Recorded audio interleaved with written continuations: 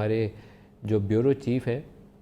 مظفر آباد کے ثاقب صاحب، وہ ہمارے ساتھ ہیں، ان سے اپڈیٹ لیتے ہیں۔ السلام علیکم ثاقب صاحب۔ جی وعلیکم السلام نجیب صاحب۔ ثاقب صاحب، اس وقت آپ کہاں پر ہیں اور اپڈیٹ کیا ہیں؟ نجیم صاحب، جو اب تک کی اپڈیٹس ہمیں ملی ہیں، جو 4 بجے خوفناک جو زلزلہ آیا، اس کے نتیجے میں جو آزاد کشمیر کا ضلع ہے میر پور اور اسے جو ملکہ علاقے ہیں چاکلا اور جاڑی کا، ان میں جو ہے وہ اب تک کی اطلاعات کے مطابق جو انتظامیہ سے ہمیں کنفرمیشن ملی ہے اس کے مطابق 19 افراد جاں بحق ہوئے، جبکہ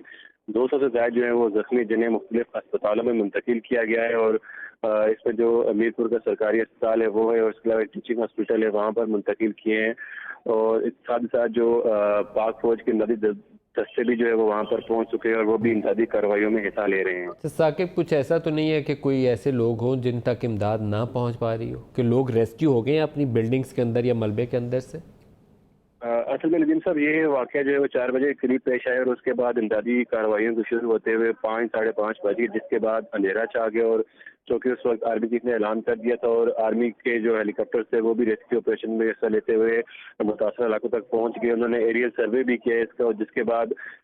جہاں جہاں پہ بھی جو ہے ریسکیو ٹیمیں پہنچی وہ وہاں پہ سے تمام زخمیوں کو ریکور کر دیا گیا۔ البتہ میر پور شہر چونکہ سارا گنجان آباد علاقہ ہے،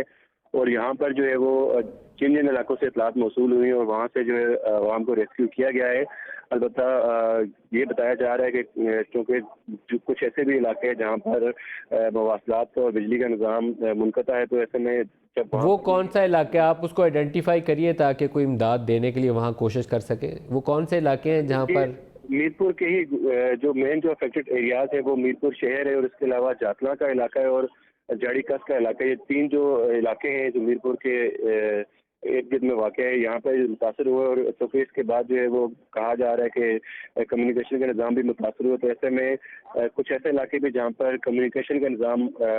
بحال نہیں ہے، تو ایسے میں جو آرمی نے ایریل سروے کیا ہے اس کے مطابق ان کی ٹیمیں تو وہاں پر پہنچ رہی ہیں، مگر جو دوسری سول ریسکیو ٹیمیں وہاں پر ان کو پہنچنے میں دشواری کا سامنا ہے، تو ایسے میں کچھ مشکلات وہاں پر ضرور پیش آ رہی ہیں۔ بہت شکریہ آپ کا ثاقب۔